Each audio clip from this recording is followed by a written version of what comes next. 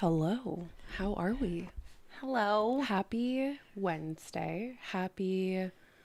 Ooh, what day? What day is this? What, Wednesday? Episode Wait, what? 2? Episode Oh, 2 yes. of season. Season 6. There we go. Yeah. Hi, Umo. How are we Hi, all feeling? Arco. It is so warm. I don't know what is happening, but definitely very warm in our house at all times these days. Maybe it's the tech. Maybe it's our stress. Maybe it's Maybelline. Hi, Vidor. Happy Wednesday. Thank you so much for tuning in. We're very excited to be here.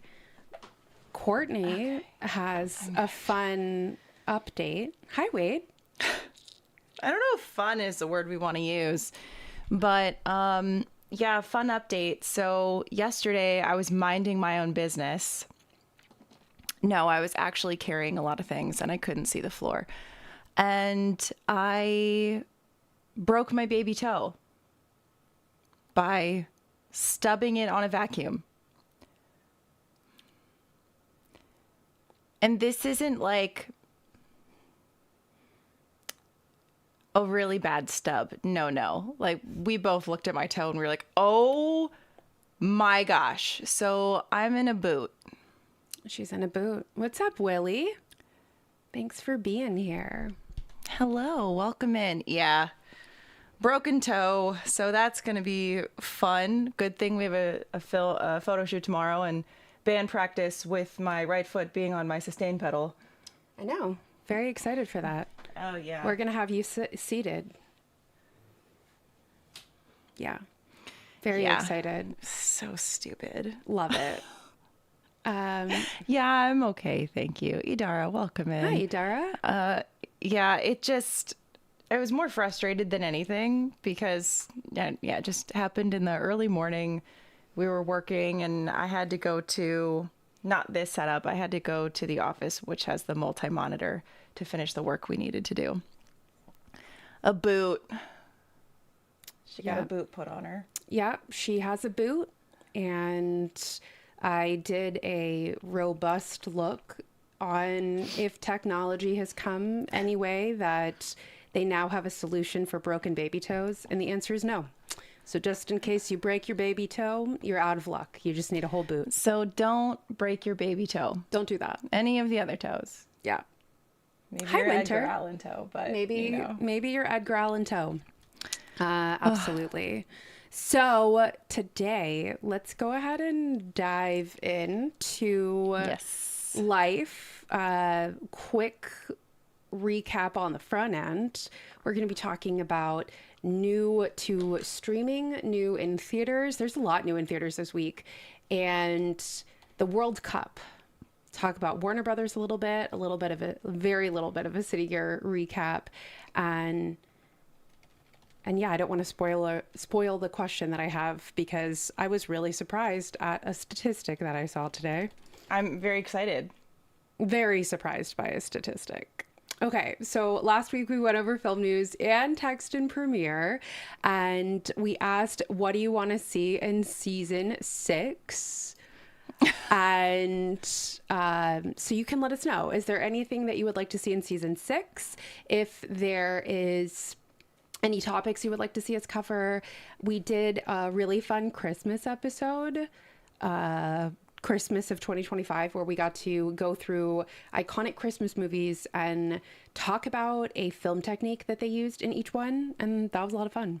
It was. I really enjoyed that episode. Yeah. So maybe we'll do like iconic summer movies, because summer's a really popular theme for film. Except for Hallmark. Except for Hallmark. A Hallmark is like Christmas or bust. I'm out. Oh yeah, I need to turn live chat on. Have we missed Chris? Well, you did, yeah. He's here. I don't see Chris. So well, maybe you don't see past stuff, but yeah, he said broken baby toes. Yep. Now I can see Chris if Chris speaks. Oh, found you. Okay, so why have you chosen the streaming platforms that you watch? PBS, because PBS needs supporting. That's right. PBS for sure. And then we have Mubi specifically because we get to see a lot of film festival films on Mubi.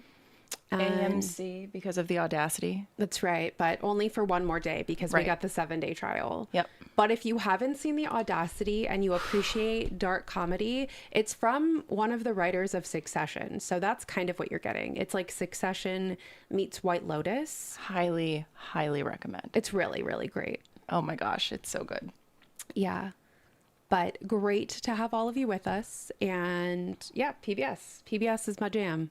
I love her. Yeah, I do too. I learned about peacocks and Artemis too, because Nova. Right. Thank you, Nova. Necessary.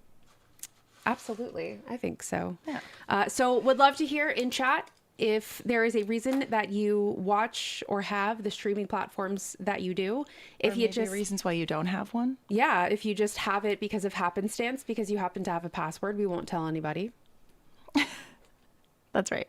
That's right. You probably have to reset your password like 100 times or email the person who you have their stuff and ask them to give you the password. Let you in. Not personal experience, just stuff I read on Reddit.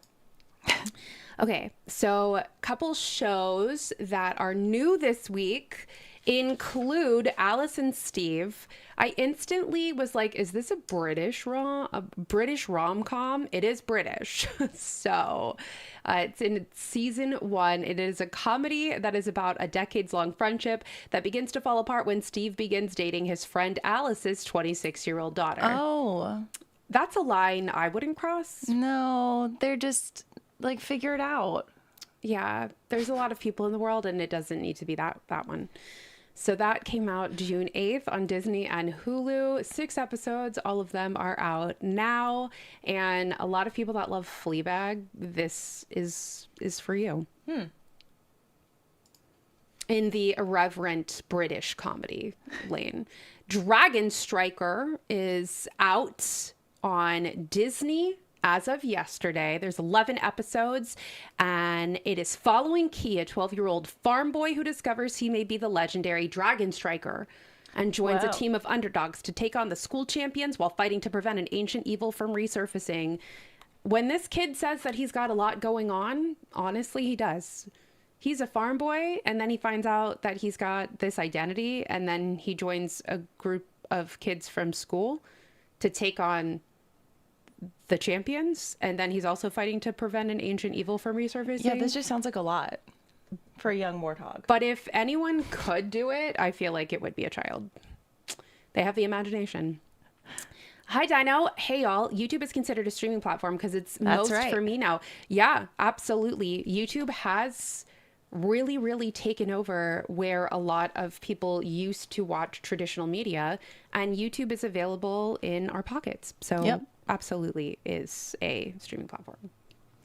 So Dragon Striker, 11 episodes, all available now on Disney XD. And fans of One Piece and Avatar, the animated, not whatever's going on now. Then we have The Listeners, season 1. This is Rebecca Hall's psychological thriller and drama. And it's about an English teacher who begins to hear a low humming sound that no one else around her can hear. Oh. Yeah, I get that it's a psych thriller because what do you mean? 5 episodes, 2 of them are out now. The rest will be released on Fridays through July 10th, I believe. And 2 episodes will be out on June 12th on Starz. And then they'll be released on Fridays. There's 5 episodes, and this is for fans of Yellow Jackets, The OA, and The Sinner. Meanwhile, millennials after concerts. Do you hear that? Nope. No, sure no. I know. I'm sorry, I can't hear you. There's ringing. Mine's a little higher pitched. Not really a low mumble. I love YouTube, my favorite one. I also really love Apple TV. What do you love on Apple TV? I love The Morning Show and early Ted Lasso. And there was this show called... You got to give me a little more than that. Like, it's the other show on Apple that we watch. Trying? It's about the couple. Yes. Okay. Trying. Trying is so wholesome. We've also watched a really good limited series on Apple. Oh yeah, the really good the ones. Jake Gyllenhaal one. That was good. Yes. I don't remember the name of that one. I don't remember the name of it. And then the Jessica Chastain Innocent? one is supposed to come out this year. Thank God. Yeah. Oh, yes. So the listeners, ironic because only she can hear it as the English teacher. I was like, they could have made her a music teacher and we really could have said, no, okay.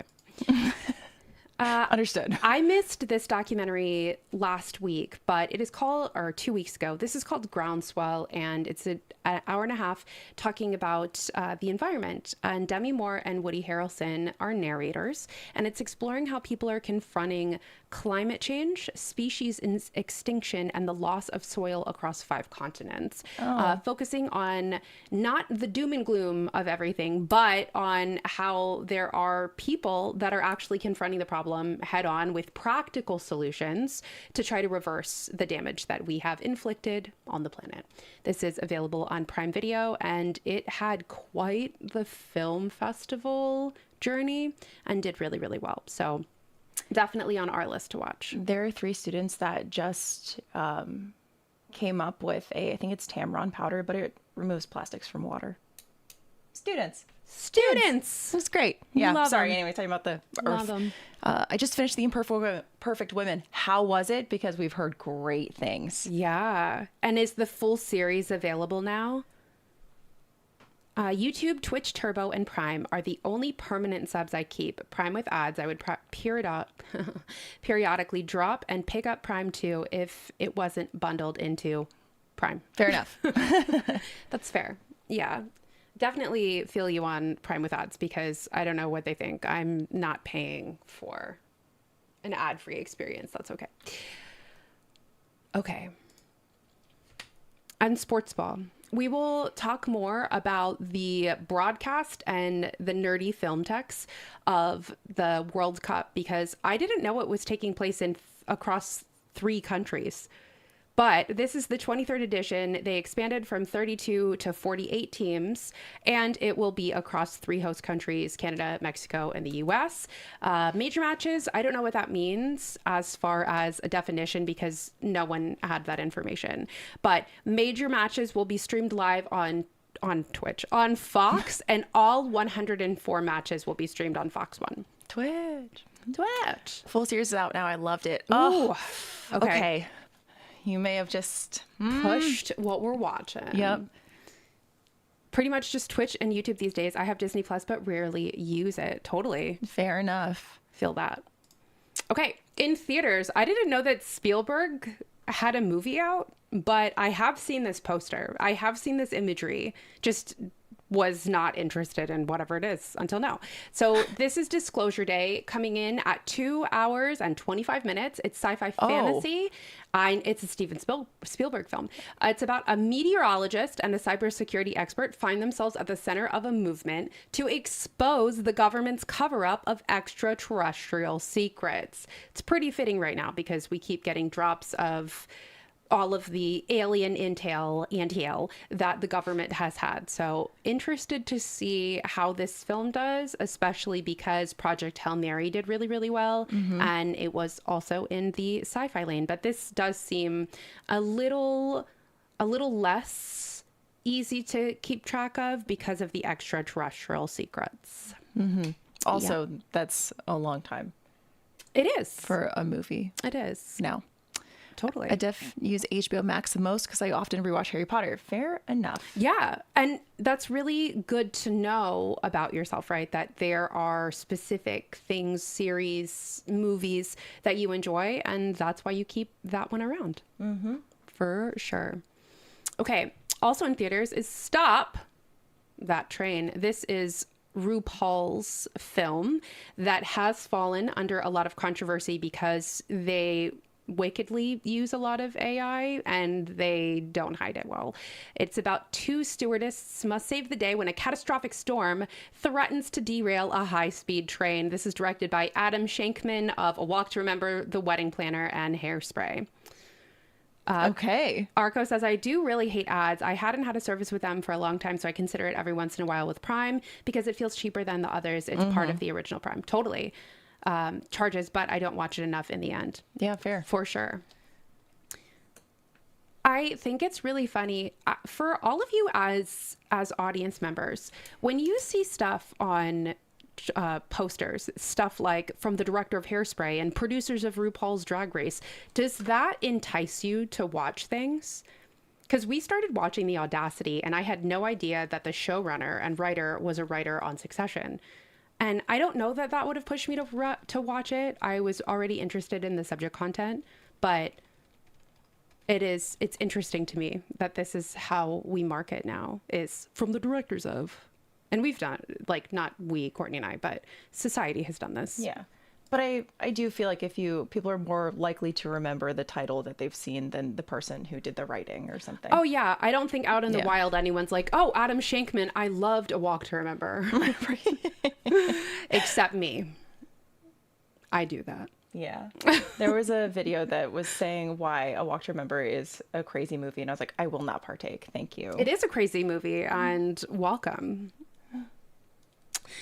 The Furious. Hi, David. Hi. The Furious is an action and martial arts movie. This has premiered a lot everywhere else, but it's just now opening in the US in very limited runs this weekend by director Kenji Tanaki. He's mostly a stunt coordinator and in charge of choreographing stunts for other films, but has directed Legend of Seven Monks, Enter the Fat Dragon, neither of which I've heard of, but that doesn't mean that they're not popular. Right. When his daughter is abducted by a ruthless criminal syndicate, an ordinary tradesman teams up with a relentless journalist to unleash a brutal, high-octane mission of vengeance through a corrupt underworld. Ooh. I think they're mad based on The Furious. Yeah, I think maybe. I do pay attention to some people in production when someone else clues me in. Yeah. Okay. I think it gives like a safety seal of approval. Also depends on the director. Yes. Totally. Right. Yeah. Hoping Furious is good. David, have you heard of it?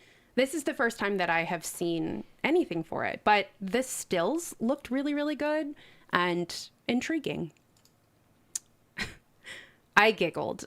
I thought this was coming out last week. It's actually not really disclosed when it's coming out. So this is called Power Ballad. It's in theaters now, but it's starring Paul Rudd and Nick Jonas.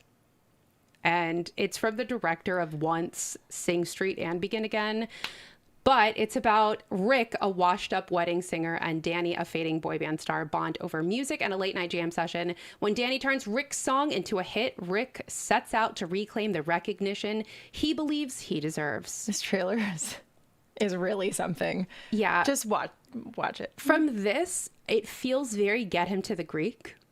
Oh, to me. I can see that. But apparently both of them, Paul Rudd and Nick Jonas, thought that this was going to be like a really big hit, and it's not really materializing to be that.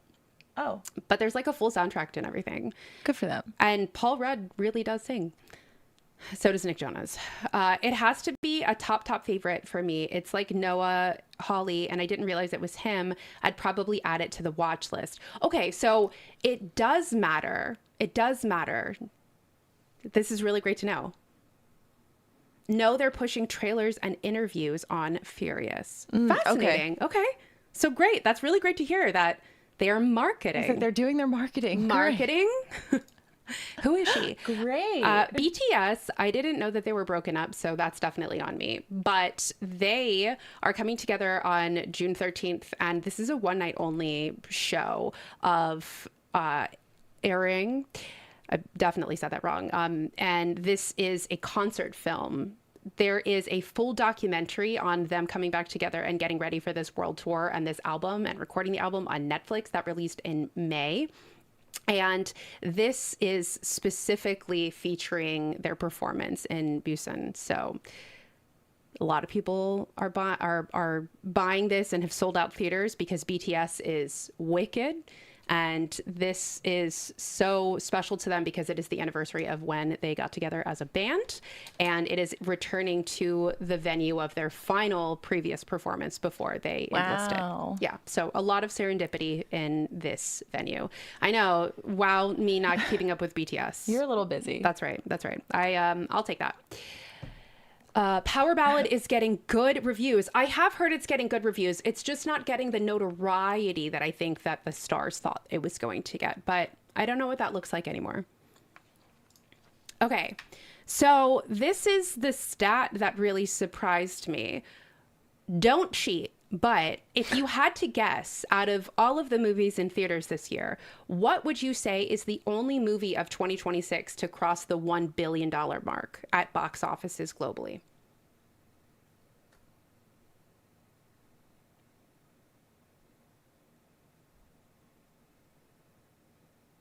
No, I don't know.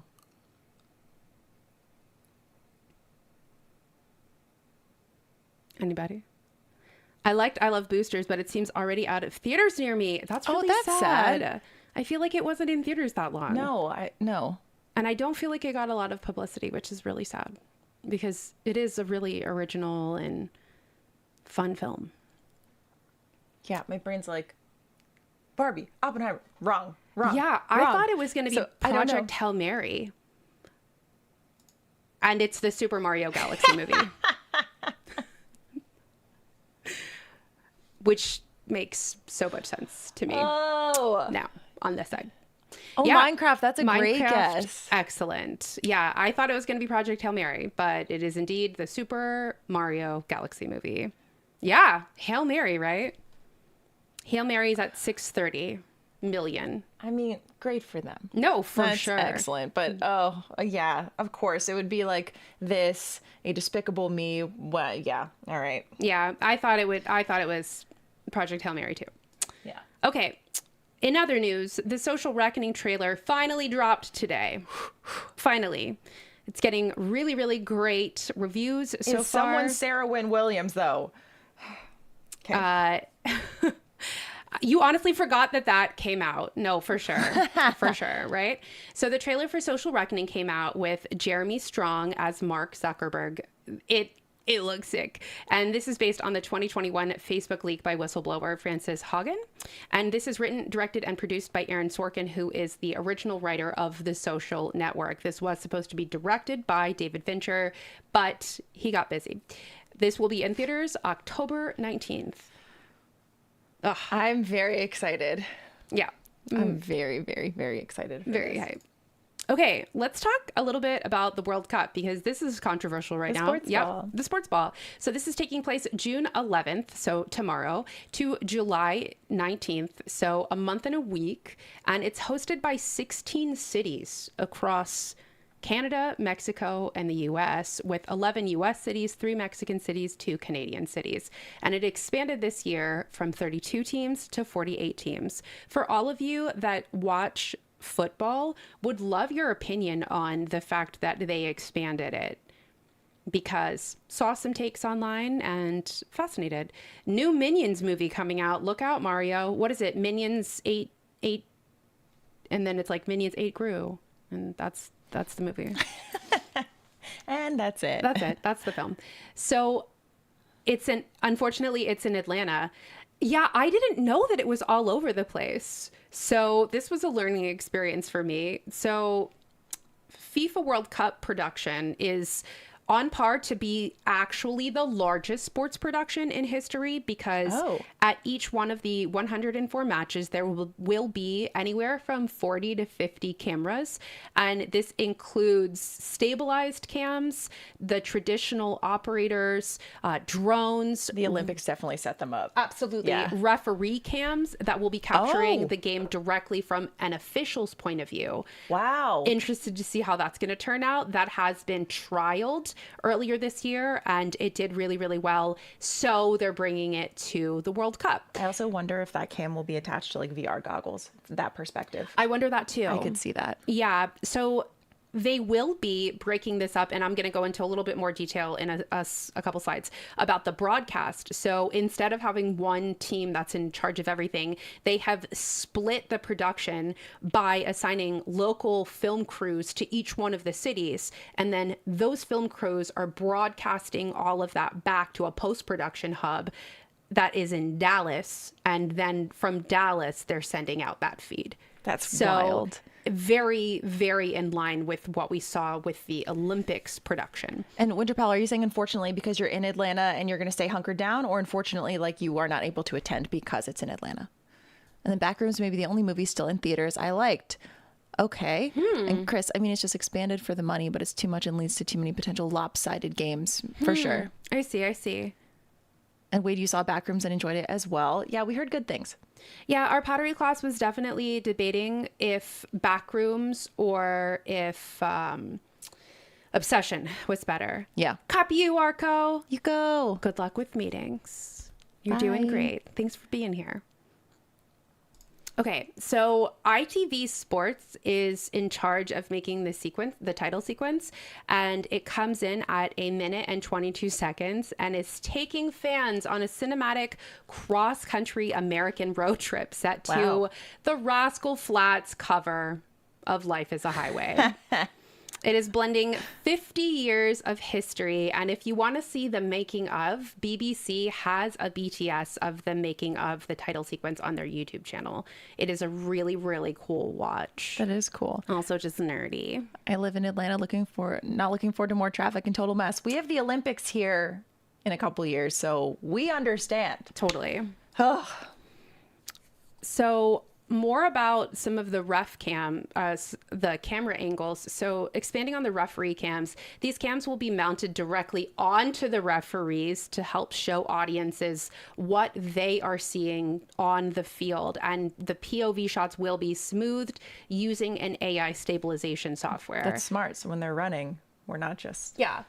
Which is, I think that this is going to be interesting. Is it going to be something similar to what we saw with the Indy race? Is it going to be similar with the tiny cams? Is it going to be more like Meta Ray-Ban type cameras? We're going to have to wait and see. Right. The immersive angles will be seeing a blend of your traditional manned cameras in addition to cable suspended cameras that are positioned on all of the poles around the match, and a 360-degree camera angle. And finally, we will have cinematic drones, which will be used for high definition landscapes, cityscapes, and the stadium establishing shots. So a lot of footage to work with.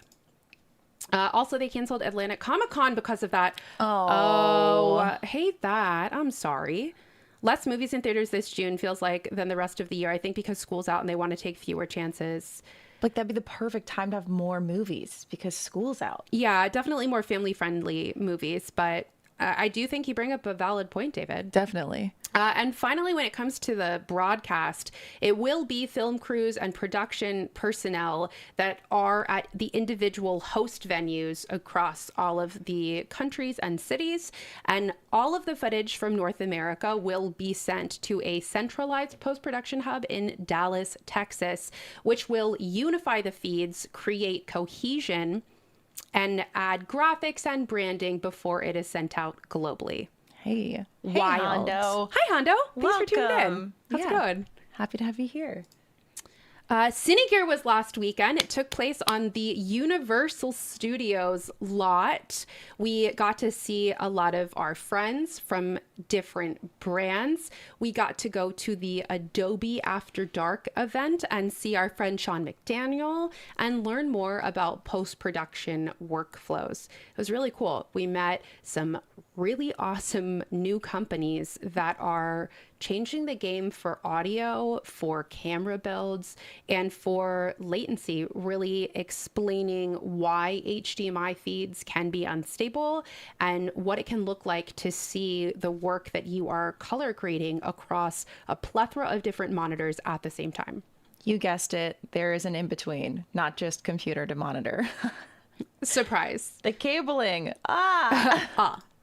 Oh my gosh. Apple had a giant conversation and presentation, and one of the biggest, if not the biggest, anecdote that came from this was the new generation of Apple Intelligence and Siri AI.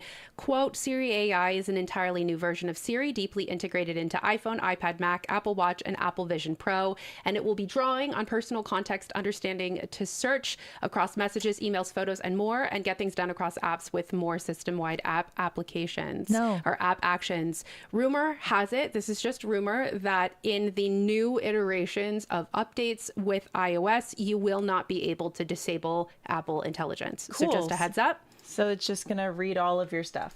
That's right. No privacy. And the other there was other things about parental controls that were released, but one of the biggest things that I saw too was the Apple Immersive Live format. So they are making Apple Immersive Live its own platform within Apple. You already can click on an immersive tab within Apple TV and the ecosystem, but this will be available for real-time events along with updates to immersive video and environments across Vision OS and available within Vision Pro. So yes, Wade. This means that if you are producing and creating Apple Vision Pro content, you can actually deliver it remotely and rendered to see it in Vision Pro in full fidelity. This has been a complicated workflow for creators that have been trying to take footage or edits from an immersive element, a 360 camera, and make it accessible for Vision Pro. Yeah. It's good, right? Yeah. Okay, and finally, Court, can you tuck this in? This is just like swinging. Cool. Appreciate you. And my final update. You keep going. The Paramount Skydance acquisition for Warner Brothers. They're trying to get it for $111 billion. This will be the largest merger in media history. On April 23rd, shareholders from Warner Brothers did vote to approve the acquisition. However, the acquisition, initially scheduled to be done by September 30th, is being attempted to push through by July 15th. This is subject to regulatory approval, and here's where we're at right now. Paramount and Warner merger was officially cleared by Australia, and they said that this deal is unlikely to have the effect of substantially lessening competition in the theatrical film market.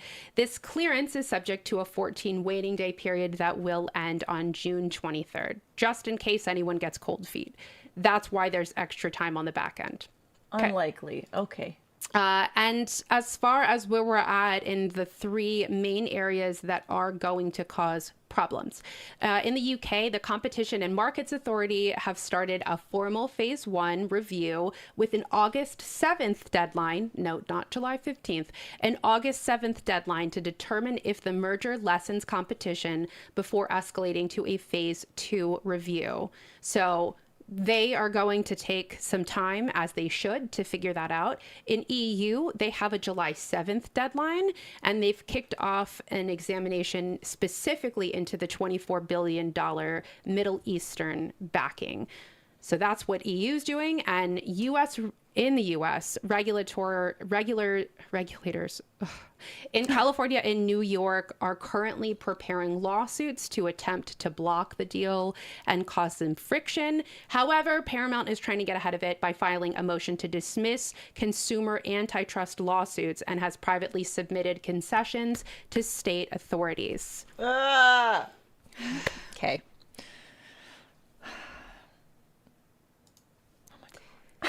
And with that, Courtney is going to take over some text in Premiere. That's right. Part 2. Yes. David says, seems like they're... Can you read what David said, please?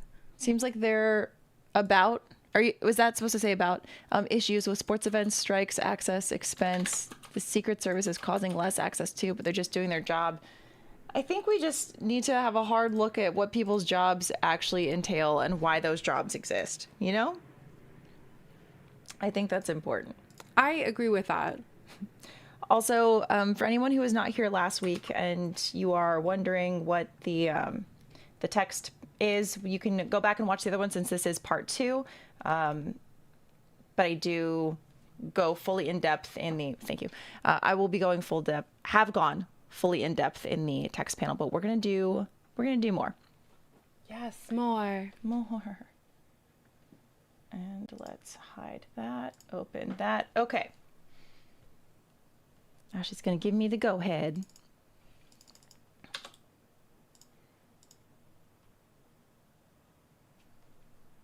No? That's what I got. Hold on.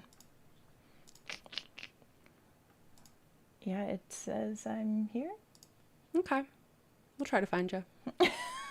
I'm here. Find me. Also, if anybody has any questions with text, please feel free to jump in and ask. I will absolutely do my best to answer. All right, we're Cool. here. Great.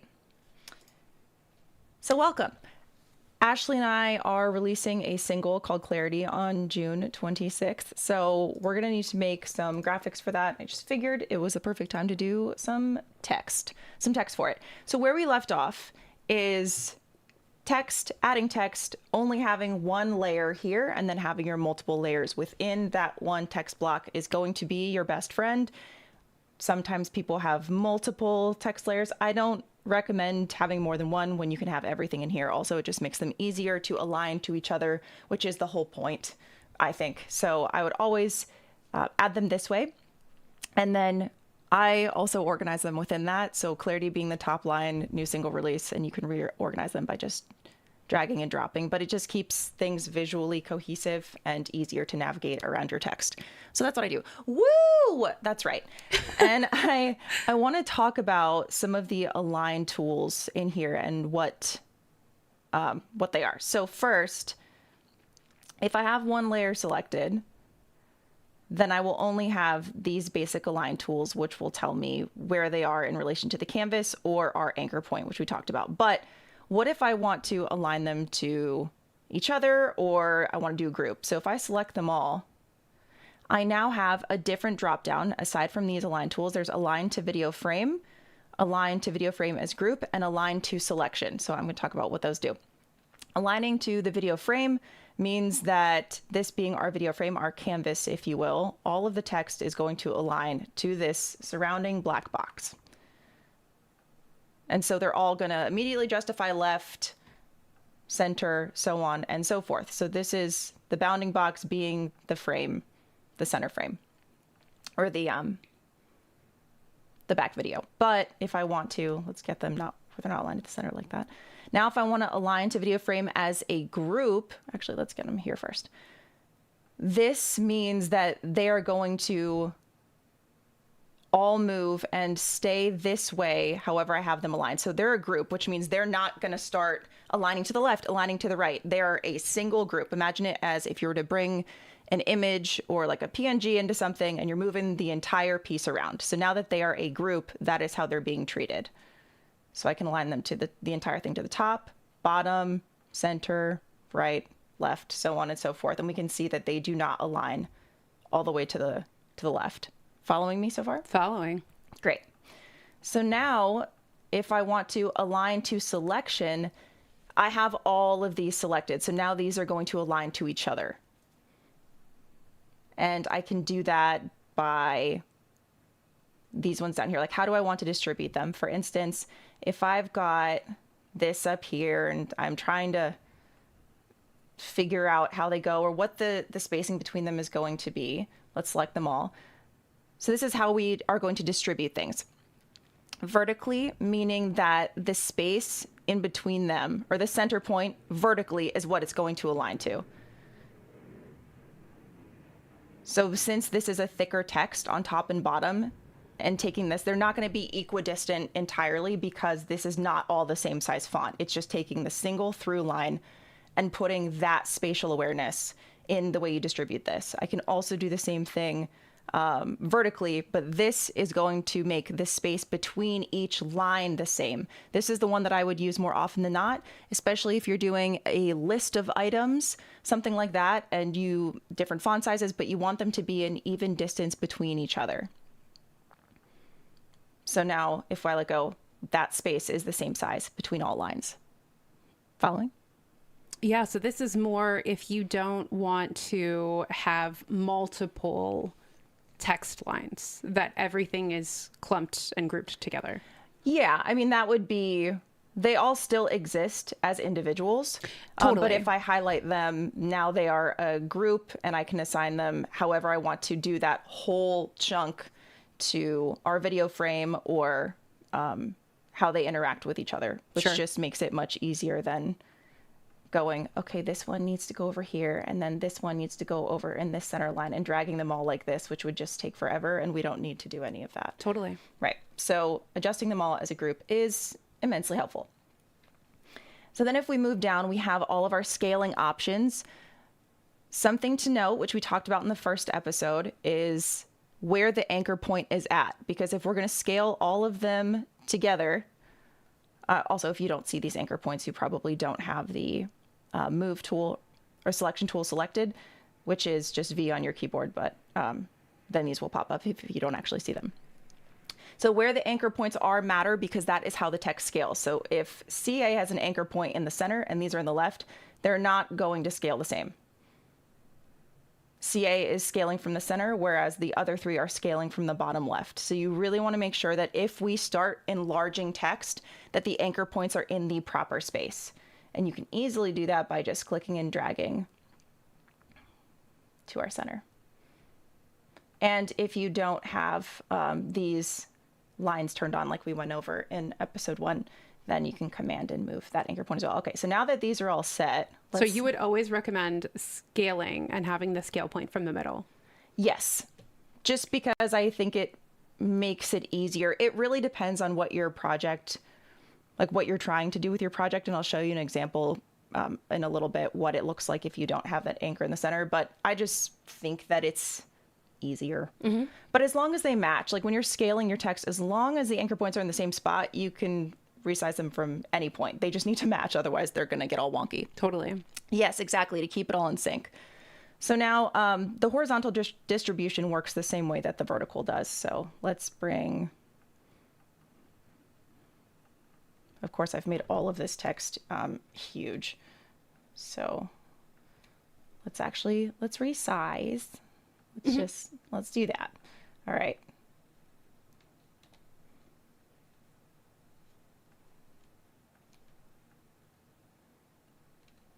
Never mind. We're just going to leave it. Okay, so the horizontal will work the same way of distribution lines. So let's do the single release and June 2nd. And then we'll do, let's just move this. Let's do CA as well. The thing to note about these two is that they have to be 3 or more in order for the distribution to actually work. Because if you have 2 items next to each other, then they're just in a single space and you don't really need to align anything. But having the third option or the third piece is what gives you, now we need to add spacing between each item. Does that make sense? Okay. So this one is going to be that center point again, but we want them to be equidistant. So this is just doing it on a horizontal plane as opposed to vertical. So let's get these moved back. Okay, so now that we've done that, if I want to start doing some micro adjustments, so you can see I have these snap lines on here, but maybe they're all equidistant, but I want to add a little bit more, like maybe I just want June to be a little bit lower. So you can just hit Command on your keyboard and hit the down arrow and it'll move pixel by pixel downward. So you can really make super teeny micro adjustments. All right, let's move on because I've got a lot to do. So now we're going to do linked text styles, or text styles rather. So if I make this and I really like it and I want to be able to use it across projects or kind of like a template, if you will. So let's create one. Let's pretend that CA is what we want. I have my size, I have the color, I have exactly how I want it, and I want to save it. So if we scroll down and go past all of this, oh, actually, we're going to back up. One more thing.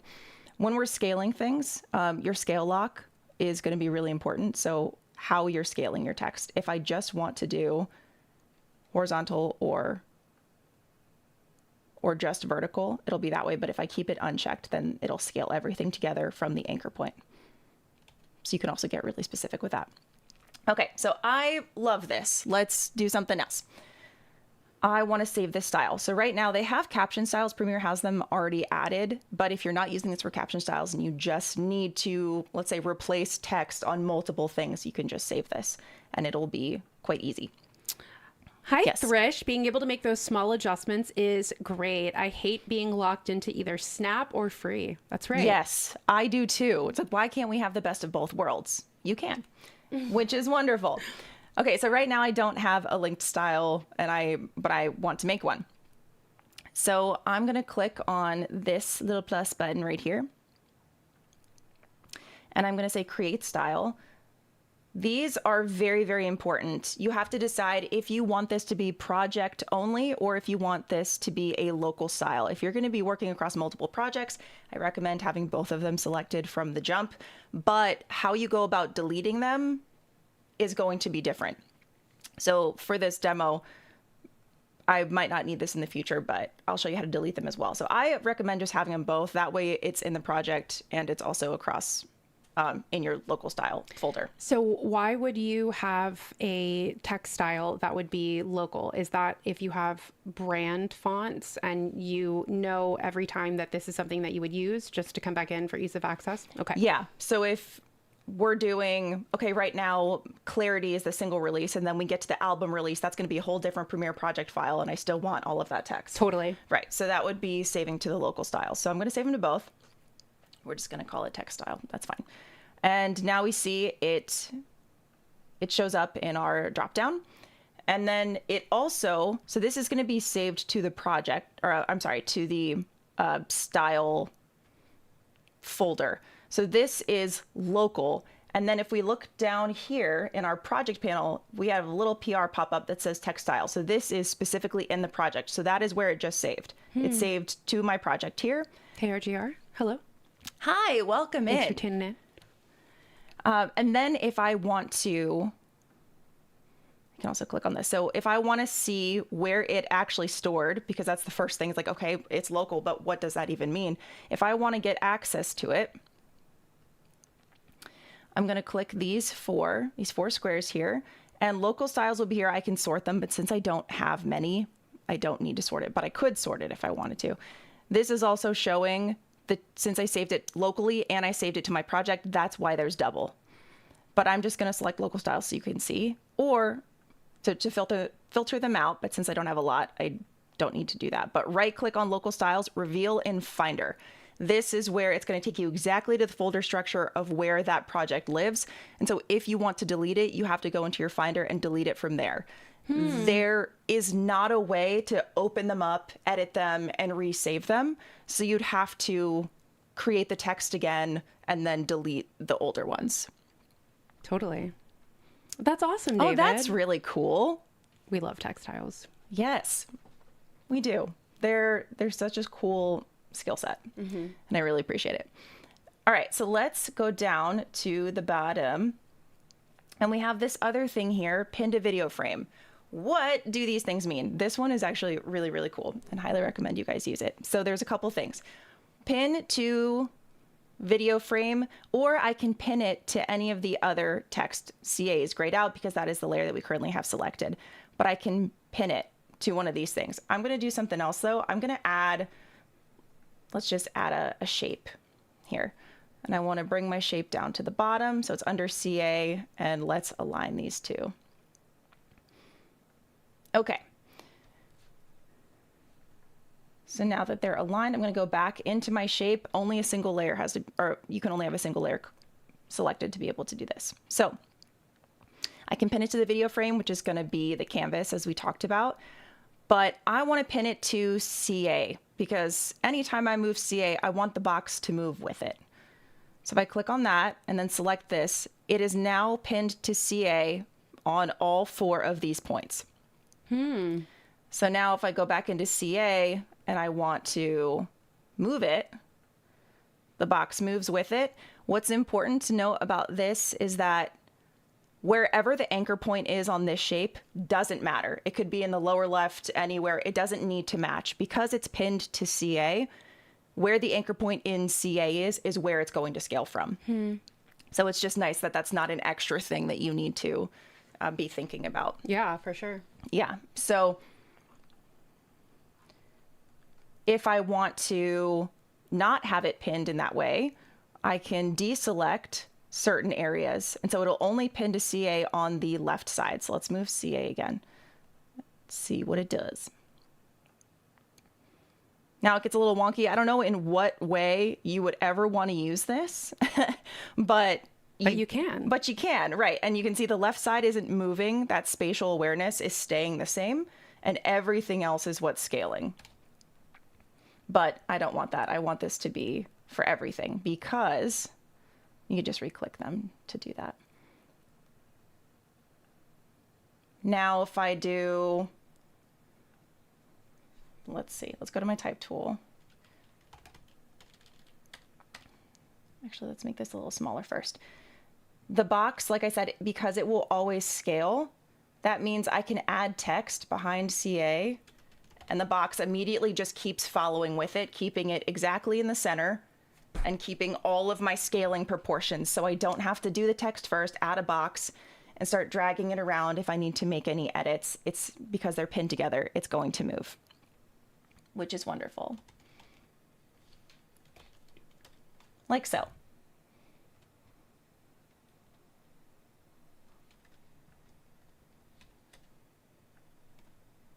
Does that make sense so far? Makes sense to me. And then make sure you're dragging CA, not the thing that is actually pinned to it. Okay. Wow, I went through that so quick. I'm so proud. Okay, well, let me see if I missed anything. Oh, also, yeah, when you pin something to your video frame, this is your default, which if you don't have to change it, there really isn't any reason to, but pinning something to video frame in the responsive design section, this means any single time you change your aspect ratio, if we go from a rectangle to a square to a sphere to any social media, all of these things are going to scale with it. It's not going to get all crazy, and then you might have to make minor adjustments, but having it pinned to that, it'll auto scale, which is wonderful. That is wonderful. Mm-hmm. And then was there one more thing? Nope. Okay. And that brings us all the way to the bottom of our text. Cool. Yeah, great. Wow. I know. Congratulations. Quick. But does anybody have any questions on text, how it works together, all of those things?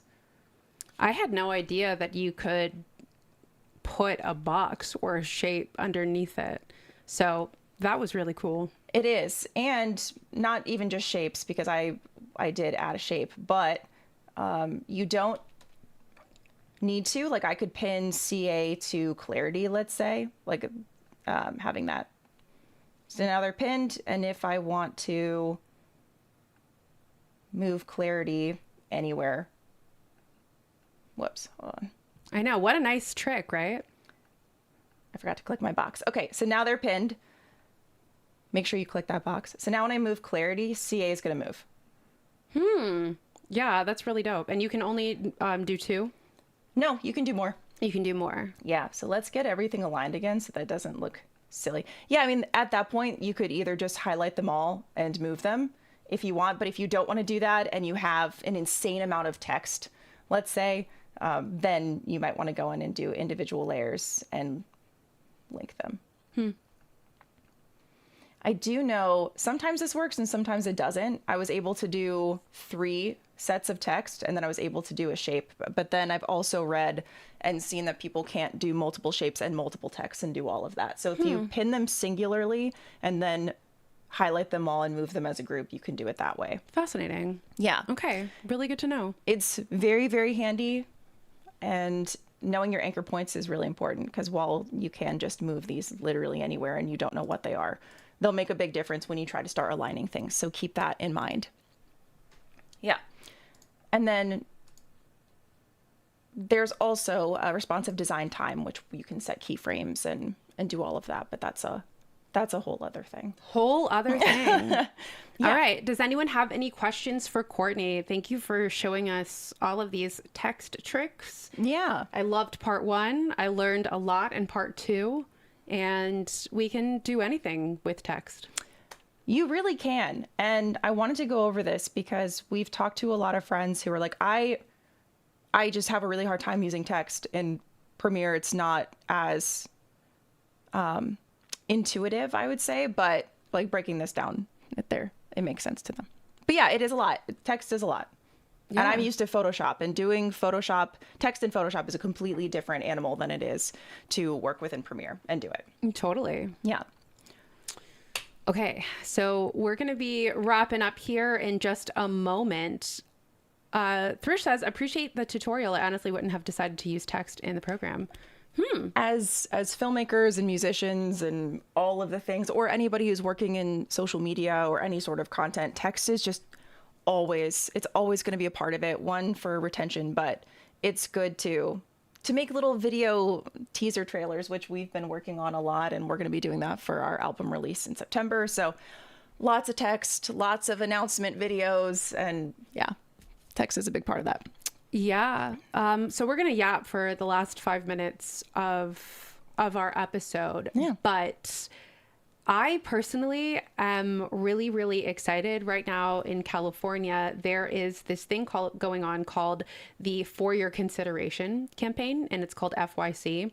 And this is essentially Christmas time for a lot of people in the Television Academy to go see so many different panels. So right now you have a lot of different actors and television shows that are campaigning for their award season for them to get on the ballot and be in consideration for an Emmy. There are dozens and dozens of shows and candidates that are actively campaigning to be on those ballots. So it's been really cool seeing the variety of different experiences and conversations that have been happening to not only remind the public that, hey, these TV shows did happen. And yeah, we do have a season 4 of this show that aired last year. You might have forgotten about it, but here we'll host a special screening. Amazon did something at the same time as Cinegear with their new season of Jury Duty, and they had this like whole summer camp experience.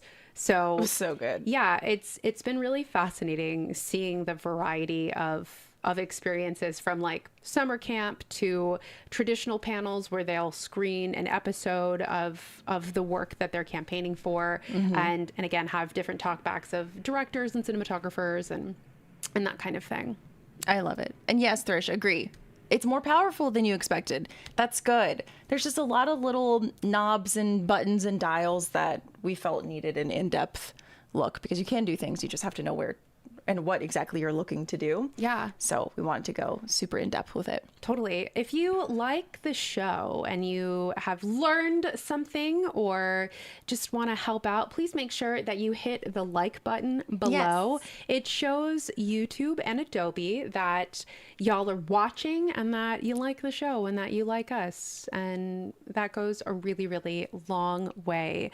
So next show will be next Wednesday at 11 a.m. Same time, same place. Appreciate you so much, Thrish. Thank you so much for tuning in. Idara, thank you so much. Thank you for being here and hanging out. Yeah. And Wade, thank you so much for modding. Yeah. You both keep us safe. And our week 2 challenge to you is to try a new workflow. It doesn't have to be in tech. It doesn't need to be in any of these fields. Just maybe your morning routine isn't working for you. Yeah. And you're like, you know what? I'm going to set all of my skincare stuff out on the counter before I go to sleep. That way I actually wash my face in the morning, you know? Micro adjustments. Micro adjustments. And that's what's important. That's what we try to do. Yeah. Thank you all so much for watching and for tuning in. Please go check out the Adobe Live Discord and yap with us over there under Active Shows, CA in LA. And let us know what you think. Let us know stuff that is working, things that are not, things you'd like to see more of, things that you don't want to see. And we'd love to help. I'm Ashleigh. This is Courtney. Hi. We are CA in LA, Courtney and Ashleigh in Los Angeles. Please tune into our Twitch live broadcast tonight at 6 p.m. Pacific. We would freaking love to have you. We're doing like Y2K and 2000s requests. And also go check out our music on all of the musics under CA in LA. We've got a song called Erase You that is currently in playlists. Hi, Keith. Thanks for tuning in. So good to see you. And we have Thank you, Idara. a brand new song called Clarity that's coming out on all of the musics on June 26th. And we can't wait for you to hear it. We're so excited. Yes. Thank you so much, Idara, for sharing all of those links and for being a mod extraordinaire. Yes, thank We you. will see you all next Wednesday at 11 a.m. Pacific. Thank you again for tuning in. Adobe, thank you for having us. Thank Alana, appreciate We'll you. see We'll y'all see you so later. soon. Take care. Where are my buttons? I don't know where my buttons are. Summer camp. I know.